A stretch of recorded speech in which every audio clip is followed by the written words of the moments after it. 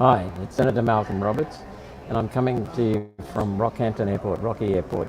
I don't know what the sound is like. We've had a few troubles setting this up. The lighting's not very good, so my apologies. I did want to, really keen to do this every Friday wherever possible.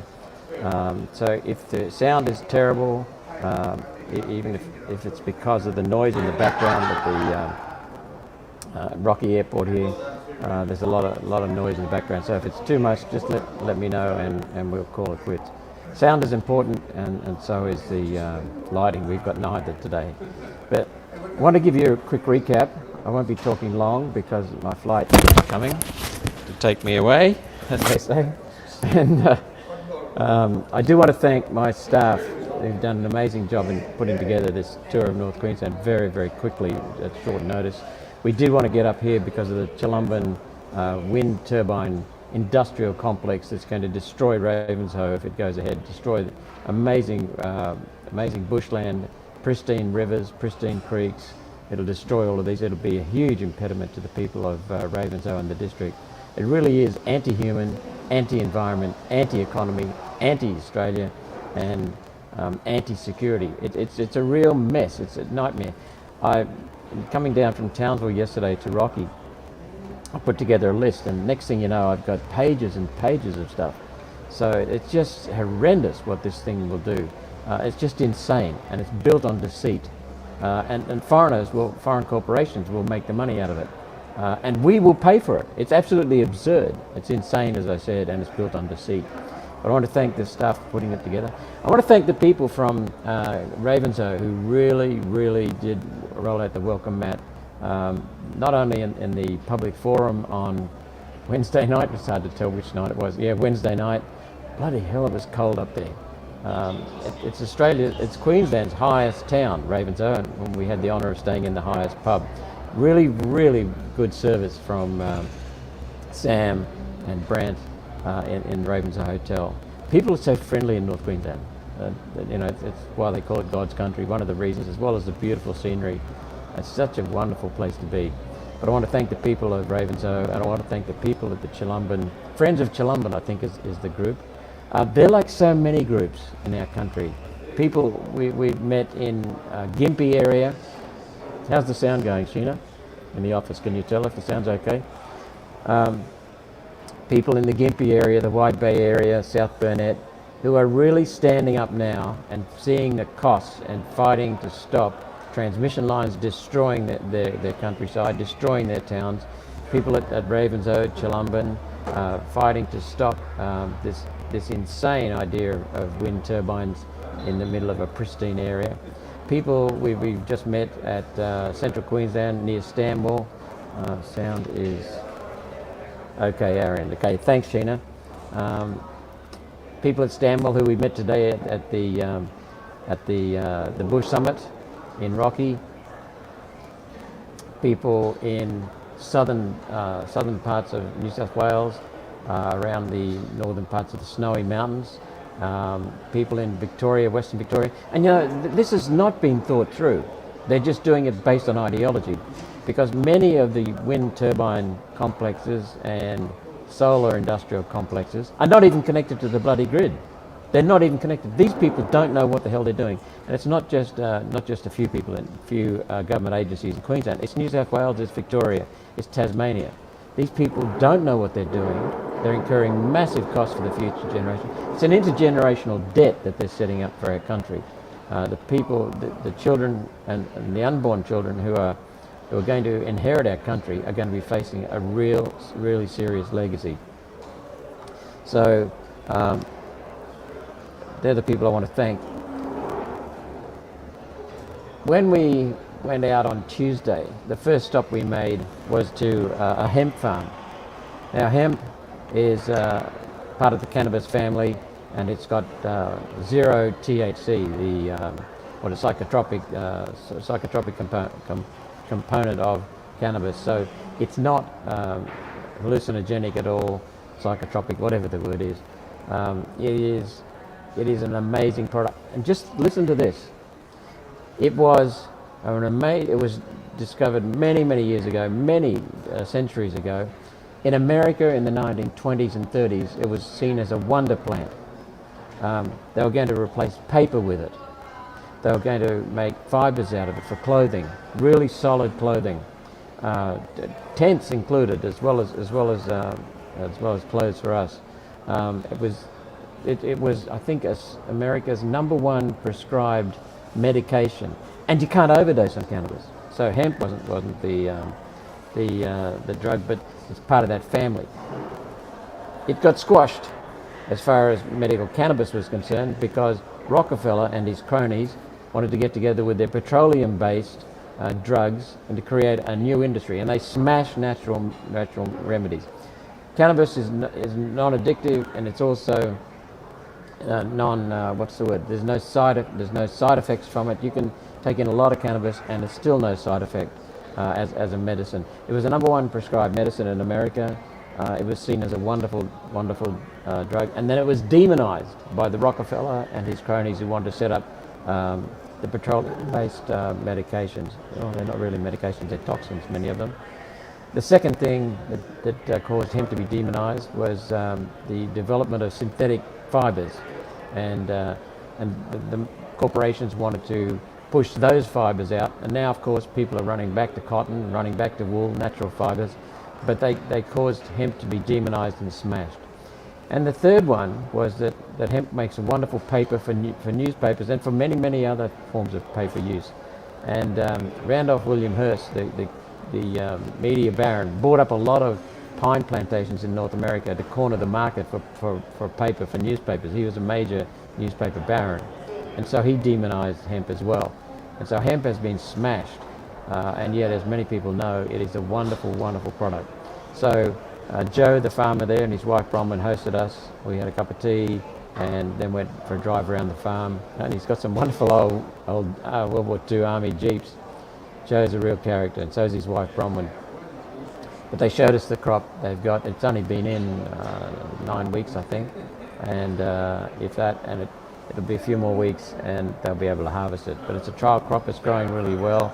They learnt some things from the planting, but it's very important to understand they have a grower and research license. So this is heavily regulated. We'll talk more about regulations in a minute. Let me see what else I had put up there. One Nation, Pauline and I have long supported medicinal cannabis and hemp. The TGA has been squashing, the Therapeutic Goods Administration of this country has been squashing medicinal cannabis because you can't patent it. They're trying to protect Big Pharma. Big Pharma likes patented drugs so that they can make extortionate profits out of them. So medicinal cannabis can't be patented. There are many types of medicinal cannabis, many varieties of plants, and they each have unique properties for treating different diseases and different conditions. It's a wonderful thing. The TGA, we believe, has been squashing it to protect Big Pharma. Sound familiar? Certainly does to me. So the government is working for the large corporations. Both Labor and Liberal Party governments have been working for the large corporations. It's insane. People's health is suffering. We know medicinal cannabis works for many people. We know there's a huge market and it's growing, and it's many people are already using it.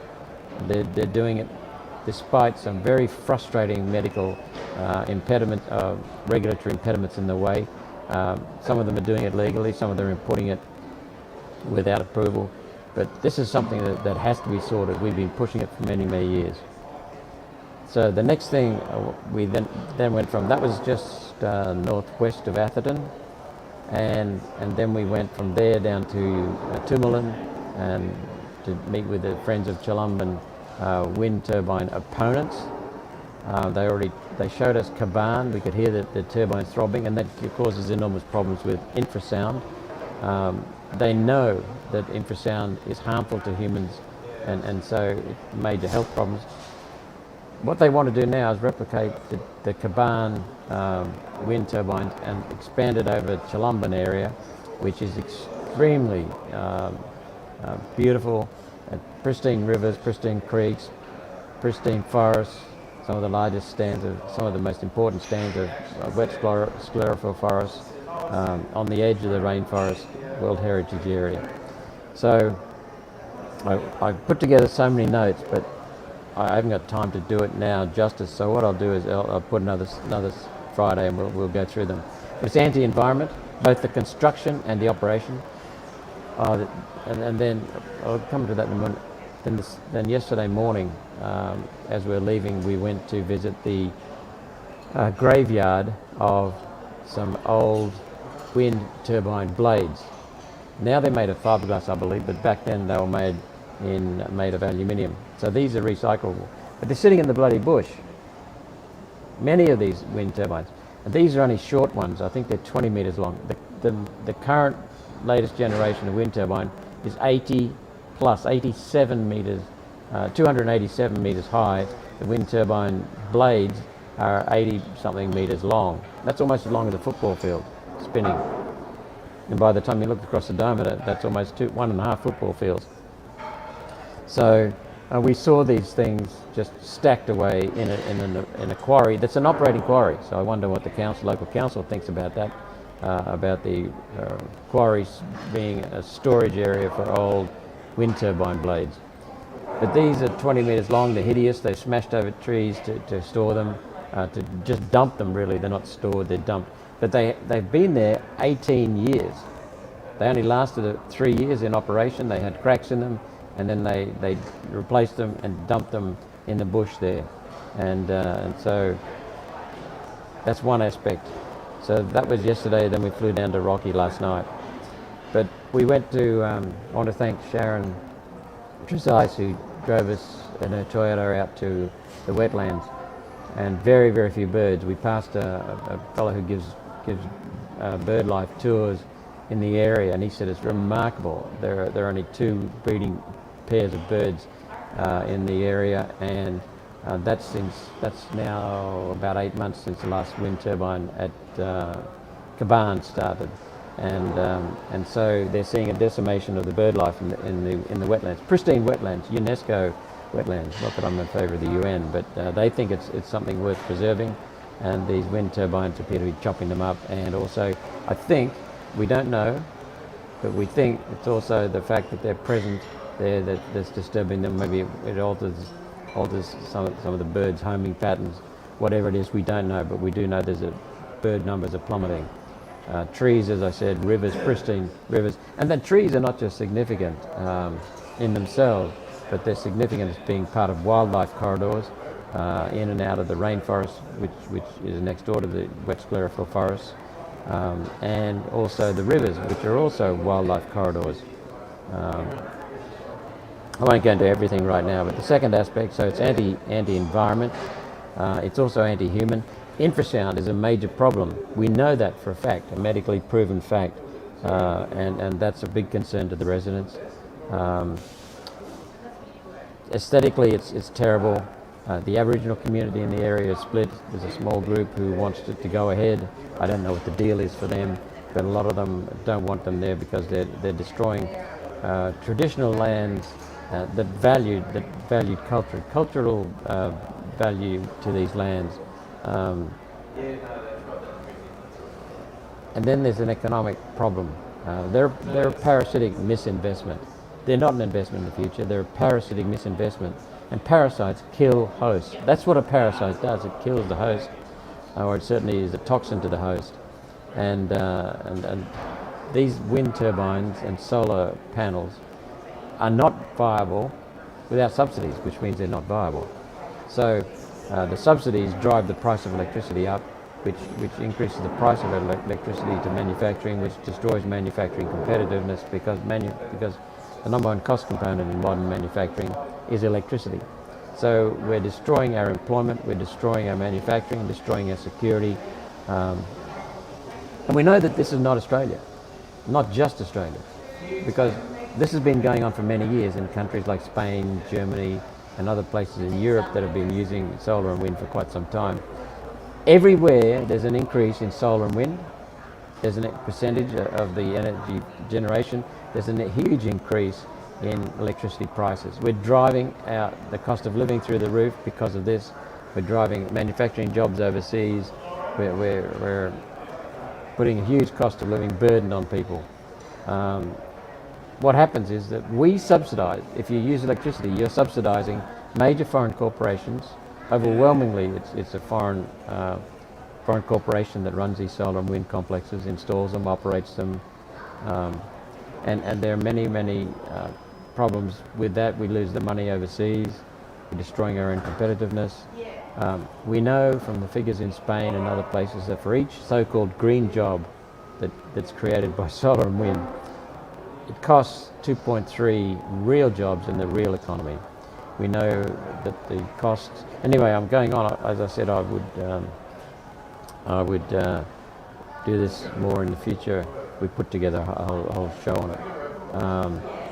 But let me know your thoughts on solar and wind, because we know that people in the north, people in the central Queensland, people in southern Queensland are connecting now. We've noticed this for recent months, that the pressure on families with cost of living, prices of electricity, and especially the destruction of prime agricultural land, the destruction of prime environmentally valuable land, the interruption of people's lives with massive transmission lines being planned pretty much everywhere, because that's one of the disadvantages of solar and wind. They take up huge areas and they're scattered, unlike a coal-fired power station, which is tight, a nuclear power station or hydro dam. These are scattered everywhere, so they take up more land and disturb the environment, disturb communities. And we can talk about Tully Hydro, that we realise the tunnel is already there. It's already there, and it was covered up, which is something we're going to be chasing. And why is the government doing this? In Queensland's Labor government, it's all about getting Green voters to give Labor their preferences. They can't govern without Greens' preferences. So what the Labor Party is doing is deliberately sacrificing our future, deliberately creating an intergenerational debt for our kids and even the kids that haven't been born yet. Labor Party machine in this state is about looking good, not doing good. It's about getting Greens' preferences, and the Greens are happy to give them because they're thousands of kilometres away in the heart of places like the Gold Coast, Sunshine Coast, and Brisbane, inner city Brisbane. Where do you think, by the way, that your food's going to come from? Where do you think your food will come from? When we shove all these farmers out of a job, take away their land, where do you think your food will come from? That's driving up higher prices of food as farmers get booted off their land. So the ignorant, ideological Greens are killing their own food source. Never in human history has that happened before on a wide scale. Never. This is just insane, and it's based on deceit. So I've talked long enough. Anyone got any questions? I'm happy to answer questions. We had plenty, by the way, at the Ravenshoe Forum and at the Cairns Forum. People are really starting to wake up. Okay, Hill Summit Homestead. Government colluding with corporations kind of rings a bell from the pages of history. Same pages the World Economic Forum has as a foundation. You're absolutely right. What regulations do is they take away common law responses. And I mean that in the old English sense of the common law. So if someone does something that injures me, causes me unreasonable costs, then I can sue them and go before a court of our peers, a jury of our peers rather, and get damages for the person injuring me. But with regulations, the government says, no, don't worry about that. What we'll do is we will prosecute them on your behalf. And of course, that quite often doesn't happen. Have a look at the Australian Banking Association's Code of Conduct. It's toothless. The banks do whatever they bloody well like. And then to sue them, to use the statute legislation to sue them, takes you an arm and a leg in costs, huge costs. And they've got far deeper pockets to hire lawyers and go and stall. So regulations protect the powerful. That's what they've done. The regulations are protecting the powerful time after time in the medical profession, in the energy business. We used to have a wonderful electricity sector that could always be improved because of competition between the states. But now that's smashed with a national electricity market. It's really a national electricity racket. Regulations are not your friend. Regulations are the friend of the major corporations that own governments. J11, if people want solar, they can buy that, and wind shouldn't be forced on people for some green fantasy. Exactly. And we've been waiting because we knew this time would come, and it's coming very quickly now. We knew that the time would come when people would pay the price. We've been talking about the climate lies for many years. More and more people are waking up, but we realised it wouldn't really be awake. People wouldn't really be awake until they started paying the price, and that's now starting to happen with cost of living, and with impediments from the green ideology taking over land and interfering with people through transmission lines and destruction of native habitat and human habitat. And so you're absolutely correct. Judith, solar and wind are a complete waste of money and time, absolutely, and highly damaging to humans, highly damaging to the environment. You go on, you say they destroy our wildlife environment, yep. Not to mention stealing farmland, yep.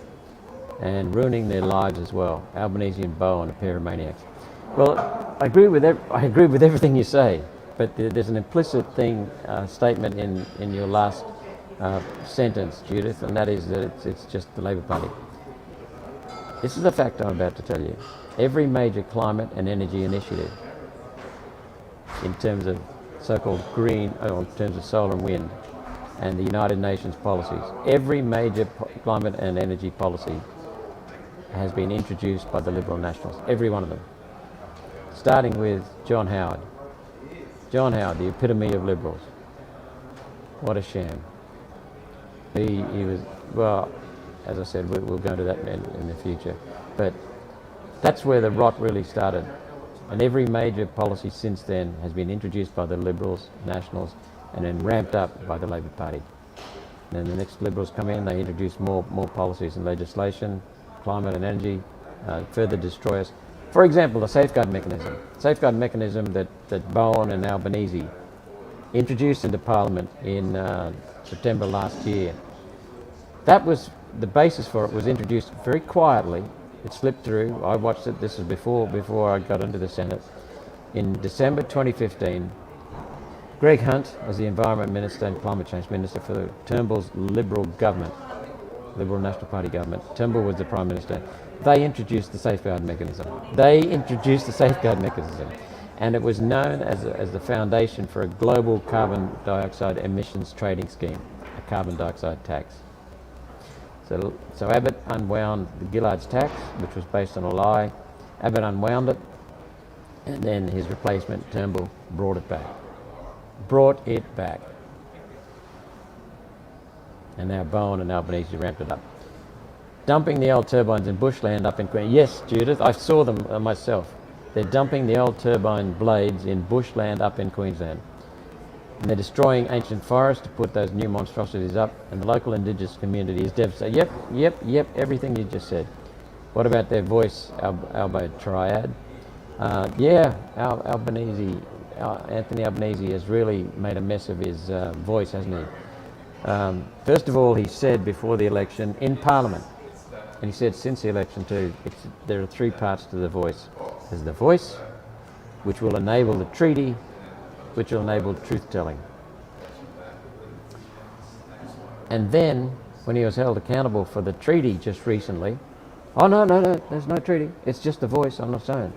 The voice is being brought in, we now know, because it provides a mechanism to have a representative body. It's not really representative because it's not elected. It's not even defined how the voice members will be selected.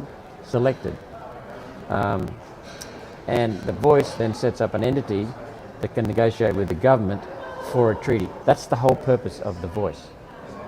Set up to form a treaty to take away basic rights from Australians. Just like the Native Title Act, which is the preamble of our Native Title Act in Australia, is littered with the words United Nations. And so the main problem that the Aboriginals have in their Aboriginal communities in Cape York and Northern Territory is that they can't get hold of land. So that was done, the Native Title Act was done to take land from Australians and lock it up in land councils. And so the Aboriginals haven't got a fair go because of their own white and black Aboriginal industry, white and black consultants, white and black activists, white and black academics, white and black politicians, white and black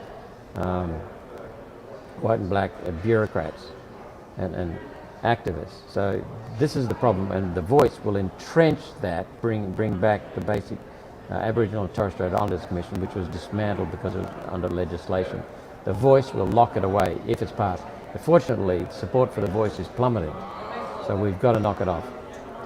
Keith Allen says, Malcolm, with post office closing down, how will we get a postal bank?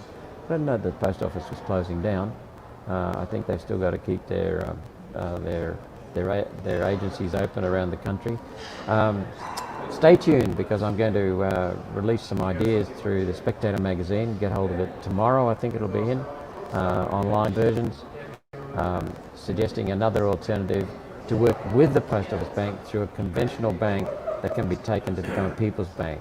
There's some interesting things in there. It has to do with an established bank, Australia's 6th largest bank, and it's an idea that I'll be floating. And by the way, when we talk about a people's bank,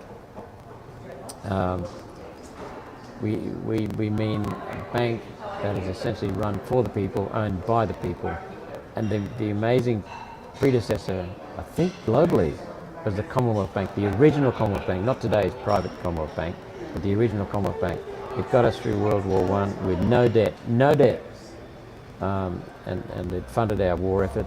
It set up our early trading and overseas exports, and it also set up a major initiatives around our country, including some amazing infrastructure way ahead of its time.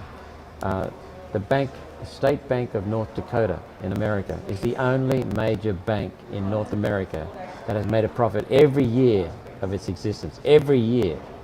So, you know, I'm very much one for private enterprise, personal enterprise, but money is fundamental. And our Commonwealth Bank, under the first governor, Denison Miller, thanks to King O'Malley, who was an American who understood banking, he was a member of federal parliament from South Australia, and they set up the Commonwealth Bank, and it did a marvellous job. It can work. The Fisher Labor government of 1911 introduced legislation and passed legislation setting up the Commonwealth Bank as a people's bank. And it was highly successful, as I said. In 1923, Denison Miller, the first governor, died suddenly and unexpectedly. And ever since then, they just, both sides of politics, both the original Labor Party and the Liberals and their predecessors on the Conservative side, they dismantled the bank, because one of the major things that the Commonwealth Bank did was it brought accountability to the banking regime. Because whatever you could have a people's bank to go to, the other banks, the private banks, had to behave themselves. Now with no people's bank, you'll notice the big 4 major banks, who are internationally owned and controlled, they have very similar products, very similar shoddy service, very similar ways of operating, very similar systems. There's no competition. They control over 90% of the cash in this country, and now they're trying to withdraw cash, as you can see. So we need a major competitor that can give good service. The Commonwealth Bank took off. The original Commonwealth Bank, the People's Bank, took off, and it became the biggest bank by far, and had service out in branches all over the country, and that's what gave it its competitive advantage. But it brought competition to the banking sector, something we don't have now. Electric cars are woke, dangerous, and heavy pollution. Good on you, West. They are, mate. They're very heavy pollution. The resources that go into making an electric car are huge. They're a real consumer of resources, much more so than an internal combustion engine. You're absolutely correct. And they're woke in the sense that there's no justification economically for them. No justification whatsoever. They're just based on an ideology of belief. They are dangerous. Their propensity to catch fire. We've had ships catching fire because some of the big cars, brand new, are being carried and they burst into flames. And the heavy pollution in their creation. They take enormous amounts of energy to make an electric car, far more than an internal combustion engine car. They take enormous resources. And that's why they're so damn expensive, and they always will be. Just remember, solar and wind are alternative sources of energy, but they're not cost effective. That really what they're trying to do is not provide an alternative source of energy. They're trying to reduce energy so they can control your use of it. Once they control your energy, then they can control you. Electric cars will never be competitive, just the physics behind an electric car shows that they will never be competitive price-wise or convenience-wise or as a form of utility. But they're there because they make cars so expensive, and they provide a reason why they can ban, while governments can ban diesel and petrol cars. So the real alternative is no cars. No cars. And that's what they want. They want people on public transport where they can be controlled. Henry Kissinger, that globalist predator who worked for the major corporations, he said, when you control food, which is what they're trying to do, when you control energy, and when you control money, which is what they do, then you control the whole continent. Dawn Shannon, what's happening with the disinformation bill? You mean the censorship bill? That's what it is, it's a censorship bill. There's opposition galvanizing to try and stop it. But remember who introduced this bill? I don't know if it's identical, but it's pretty close to it. We haven't seen the bill yet. We haven't seen Labor's version of the bill. But the Liberals under Scott Morrison introduced this bill, but they didn't process it through Parliament. Now we have the Liberals accusing Labor of introducing it. So what's happening with it? One Nation on the 26th, Saturday the 26th, is holding a conference with prominent lawyers, prominent media people, prominent commentators, Alan Jones, David Flint, David Adler, some young social media influencers, a wide variety of people. On Saturday the 26th at Brisbane. The details are on the website. I'm pretty sure it's Brisbane City Hall.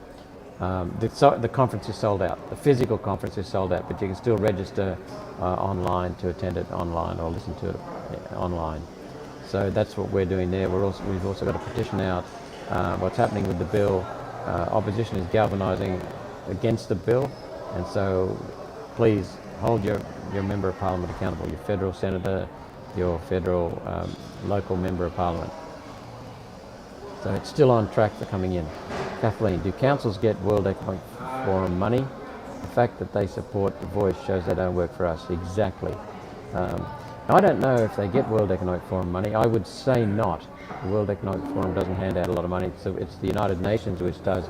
The United Nations Council for Local Environmental Initiatives. I first learned about 10 years ago. It's still in existence. I think the headquarters for Oceania is in Melbourne. It's a UN entity, and what they do is they push World Economic Forum and UN policies through the federal government, and from the UN through the federal government, through the state government, and through the council, through the International Council for Local Environmental Initiative, ICLEI.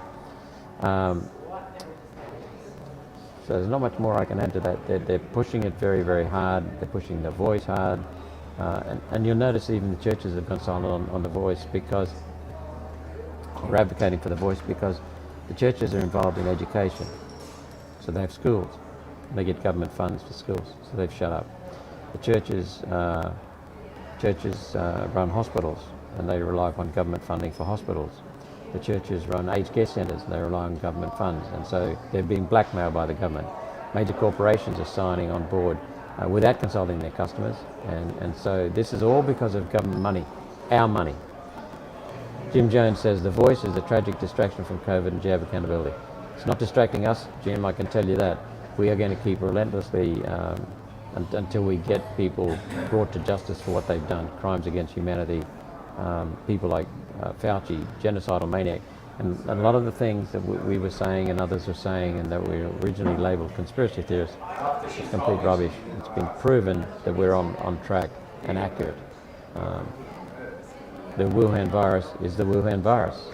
The Americans were involved in creating it, their defence installations.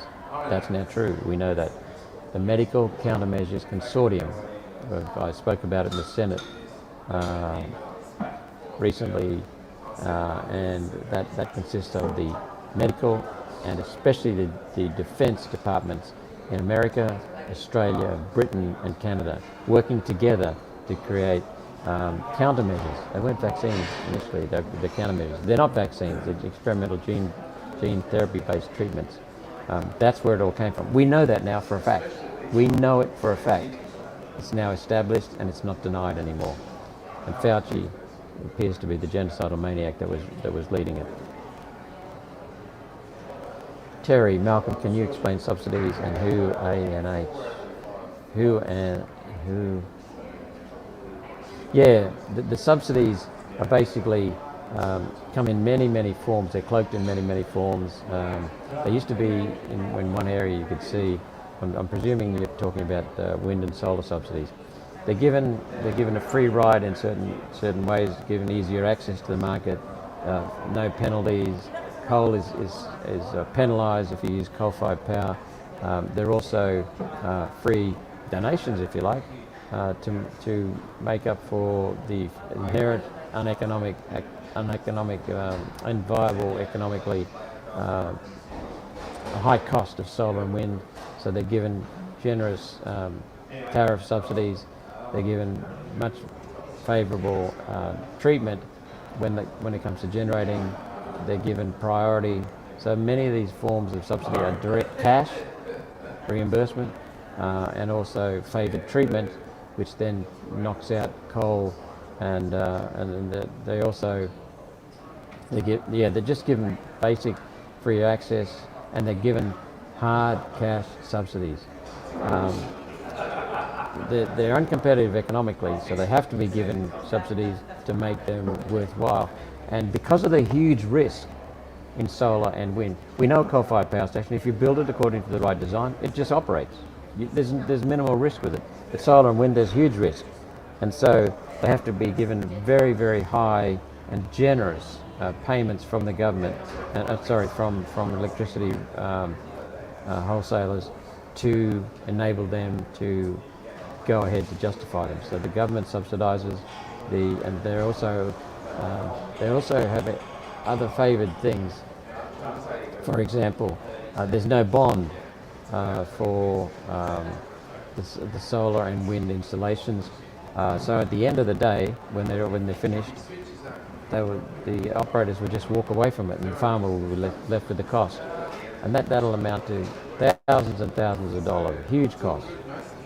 Excuse me just a minute. So there are many forms of direct and indirect subsidies. What was I going to say there? That's right. So with coal-fired power stations drawing on a coal mine, each area of land and a surface coal mine that's disturbed to get access to the coal, the mining company has to pay a bond to the state government. It gets that money back once it finishes mining and does the reclamation of that area. And once it's reclaimed back to standard it was at initially, the virgin standard, or better, then they get their bond back. No such thing with solar and wind, so they just walk away from it, or they'll have a $2 shelf company and just run away, nothing, and the farmer will be left with the bill, or society will be left with the bill. Hope that explains it. There are so many different forms of subsidy, direct and indirect. Directly supporting wind and solar, and directly affecting coal, which makes it difficult to operate a coal-fired power station.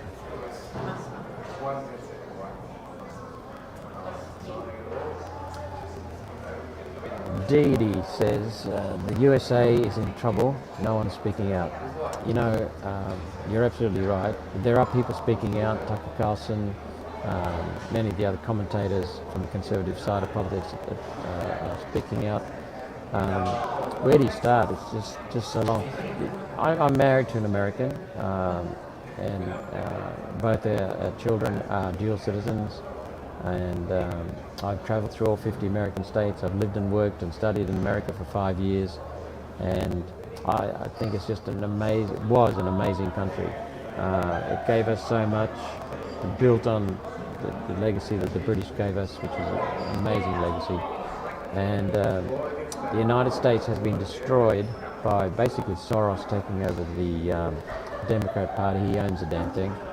They're no longer Democrats. They've been infected with woke policies, infected with woke legislation. The government, Biden's in particular, but Obama's, Clinton's, George W. Bush's, so he was a Republican.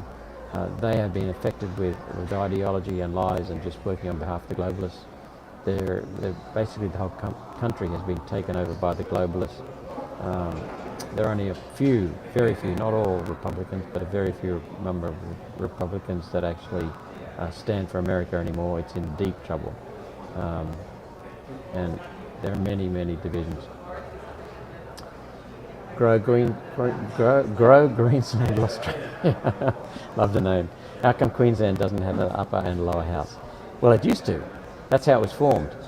But the Labor Party removed the upper house with an act of Parliament in 1922. That's right. The centenary of the removal of the Queensland upper house was last year. The Labor Party took it away. Just wrote legislation and abolished it. That was it. And they did it in a way that's going to be hard to bring it back. But One Nation policy is to bring it back, because we need an upper house in Queensland. We don't have to add more politicians. We can just cut the number of lower house representatives, number of lower house electorates, and replace them with upper house electorates, upper house members of Parliament, and then we get both houses back. That's been our policy for quite some time. Wayne says, thank you for standing up to these bullies, Senator. Well, you're welcome. Thank you for the acknowledgement. You're welcome. That's just my job. I'm surprised when I walk to an airport or a supermarket or just on the street filling up petrol. The people walk up to me and say, thank you, we appreciate what you're doing. I'm stunned because it's just what I'm supposed to be doing. You pay my wages, Wayne, assuming you're a Queenslander or you're an Australian. You pay my wages. I'm supposed to serve you. I'm a representative of the people of Queensland, a representative of the people of Australia. I'm supposed to listen and then do what you say, or at least argue for you. So it's just my job. Cannabis plants were sent to Australia by Sir Joseph Banks on the first fleet. I don't know. I'm taking that's a statement, Scott, so I'll take it from word. I can't imagine they carried too many plants though, because Sir Joseph Banks was a botanist on the first fleet, and he actually took samples back to London. So, but I'll take your word for it.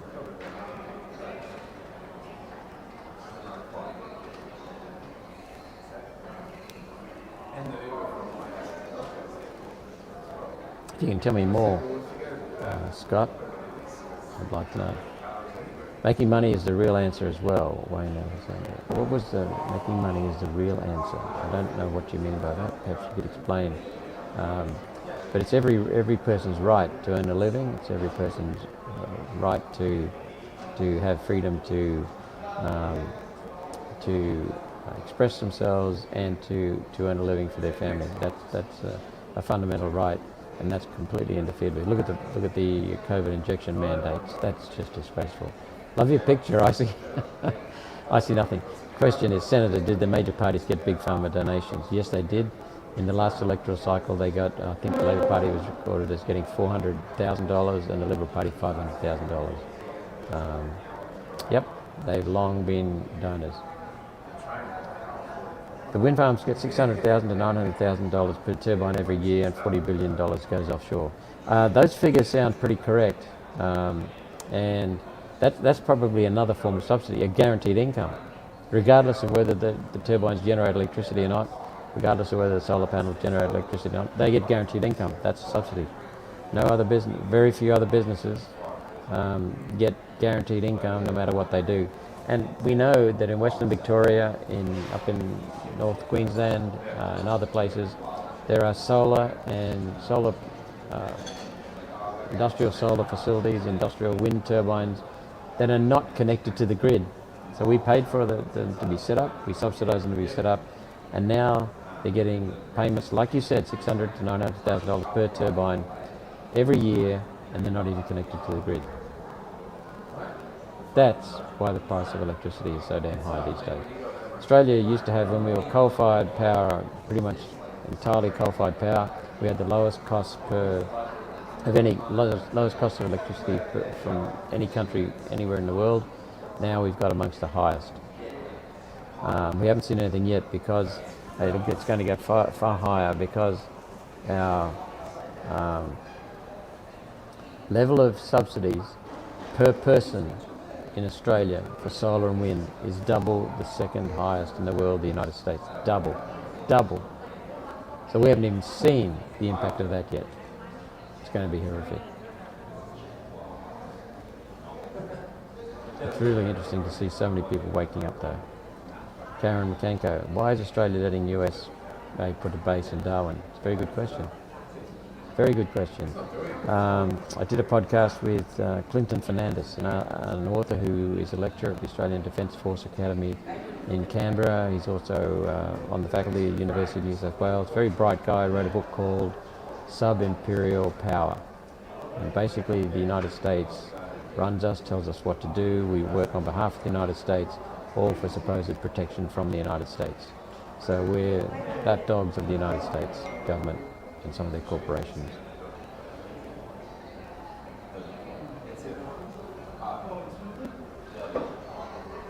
I see nothing. Another good question. Why did the major parties give away our sovereignty? The reason is because they think, well, there are many answers. There would be a few politicians in the back room who make money out of it. Things like solar and wind, etc. They make money out of these behaviours. Some are beholden to the World Economic Forum, the United Nations, and they genuinely want to implement their policies. For example, Agenda 21, John Howard did that. Both sides of politics did that. Senator Robert Hill did that. Water Act, they did that because I don't know if they're crooks or if they're just misled or misguided or ignorant or stupid, but they initiate these policies because, well, you'll have to ask them why they do it. There's no valid excuse why we've got a Water Act that John Howard brought in under Malcolm Turnbull as the Minister for the Environment and Water at the time in 2007, the 2007 Water Act, which as one of its aims it says 5 times in the Act, one of its aims, it's got a list of about 10 aims. One of the aims is to ensure compliance with international commitments. What the hell is that doing in our legislation? It's just ridiculous.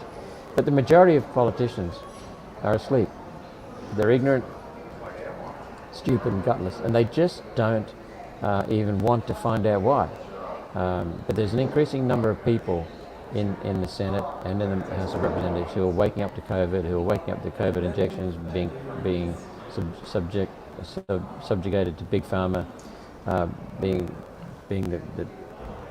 the foot soldiers for the United Nations, pushing in a lot of their work, a lot of their policies. So more and more people are waking up, but there's still a lot of Labor and Liberal and National Party people and Greens who just don't want to look. Okay, Camstra says, thank you for what you're doing. Just a question, can we get clarity on when they're going to stop asking for vaccine status, please? We have asked questions that have been seriously embarrassing, and they're not just me, some other good senators as well, and Anastasia Palaszczuk, why they've got vaccine mandates in this country anywhere is beyond anyone. But there's some major complexities involved. For example, the teachers, when they came back to work and he took away the mandates. So obviously there's no need for the mandates if the teachers have had their mandates removed. When they came back to work, they were given a fine, a pretty serious fine, I think $1,800, something like that. Now my guess is that was to prove legally that they broke some requirement of their contract with the state government. That's one way. The second one is that the nurses are still being mandated out in Queensland state hospitals and Queensland state health operations, still being mandated out. Maybe that's because if they back down now, that the nurses will have a cause for complaint. I don't know what the contracts are. Cause for findings for compensation from the government. The fireys under Dan McDonald and other people set up their own Australian Firefighters Alliance, and they had a very strong position right from the start, an offensive strategy to take it to the government and a defensive strategy in case the government tried to introduce mandates. The fireys in Queensland, as far as I know, are the only people who were not mandated because the government knew they had a hell of a fight on their hands. So The answers are varied, I'd say, due to industrial relations legislation, due to contracts with the government, all kinds of forms. But I don't know when they're going to stop the mandates. It's just bloody ridiculous. Adrian, John, young people injury more than ever before. I'm presuming you mean from the COVID injections. That's right. And young people, it's just ridiculous because there are no deaths from COVID in young people. This is assuming that the COVID injections work, and we know now that they're not safe and they're not effective. They won't stop transmission, so the lies we were told. But if they were effective, they're not needed anyway because young people don't die from COVID. They just brush it off easily with no injuries from COVID, and so there's no need for an injection. Nothing can justify an injection to young people. But the COVID injections themselves have a fairly high risk, high chance, probability of damaging young people. And that's why young people are injured more than ever before. You're correct. So there's no benefit, but there's enormous risk. So where there's risk, there has to be choice. There's no choice when people are threatened with job, losing their income, losing their ability to feed their children. That's just inhuman. But we're going over old ground. That's fine. TLB says, when will there be accountability? They seem to do as they please. Well, if you notice, the accountability is coming. It's not yet in the form of justice for these bastards that have wrecked lives, killed people, destroyed livelihoods, destroyed communities, destroyed families, destroyed marriages. There's no justice for them yet, but we're working on that. So accountability is there because it's not there. It is coming, because if you notice, when I talk in the Senate now, when Pauline talks in the Senate, when Jared Rennick talks in the Senate, Alex Andy talks in the Senate, it used to be that we would be jeered at and laughed and ridiculed. Well, now we're not. Whenever we talk in the Senate about the injections or about COVID mismanagement, the opposition, the Labor Party government, the Greens fall silent. The Greens usually get up and leave because they certainly don't enter debate with us. They do not make statements. They know the tide has turned. We've got a bill that'll come up for inquiry in the Senate. The motion to send it to inquiry was passed in the last day of sitting, and that will go before an inquiry, so we'll use that to further develop accountability and get more facts out in the open. But there have been a number of things that show the tide has turned. But being in Canberra, people say, what's it like? It's like swimming in treacle, like swimming in molasses. It's very, very frustrating. So it's a matter of being patient, having a thick skin, and just continuing. So we're after it. Yeah, Carlick, Northern Territory. But remember, no one was forced in inverted commas. You're right, mate. No one was forced, were they? Ridiculous. Of course they were forced. They weren't held down and jabbed, but they had no choice but to get jabbed. And when you've got no choice, you're forced. You are forced. And they had no choice. The only choice they had was eating, keeping their kids' food on the table, by keeping their jobs, and to keep their jobs they had to get injected. And then Scott Morrison lied repeatedly, day in, day out for 2 weeks. He said there are no COVID vaccine mandates in Australia. He pushed the mandates into the Defence Department. He pushed the mandates into the aged care facilities. He pushed the mandates into Australian Electoral Commission. He pushed the mandates into the Australian Federal Police and other departments. Complete lie on Scott Morrison's part. And then he was the head of the National Cabinet when they pushed the state premiers into putting their injection mandates. Scott Morrison's government bought the injections. Geez, I'm getting a wind-up call here. I've only got 2 minutes to go.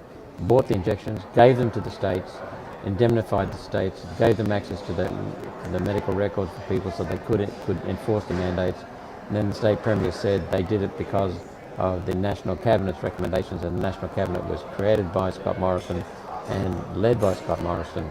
So everything points to Scott Morrison and Greg Hunt as the people who destroyed communities, destroyed companies, destroyed small businesses, destroyed families, destroyed marriages, destroyed individuals, killed so many people with excess deaths. Just absolutely disgraceful. That's what we're going to keep working on. We will get to the bottom of it. It's going to take a while though, because things, like I said, it's like swimming in treacle. So the hour is nearly up, and we have a contract with StreamYard that only gives us an hour. Catherine, thank you. You appreciate my work. Thank you. Same situation all over the world. Courage from France. Isa, thank you.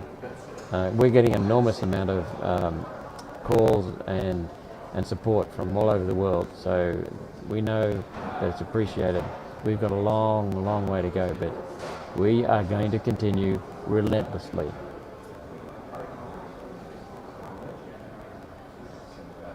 It is a global thing. It is all over the world. It's global, coordinated. It all happened at the same time. The same slogans were used, the same bullshit science, the same lies were told in a coordinated fashion. Canada, Britain, France, Europe, America, New Zealand, Australia. Anyway, I've put together my notes. I've got a lot of notes on this destruction of the environment, destruction of people, destruction of livelihoods, destruction of the economy. Thank you very much for listening in, and thank you for the questions. See you next week.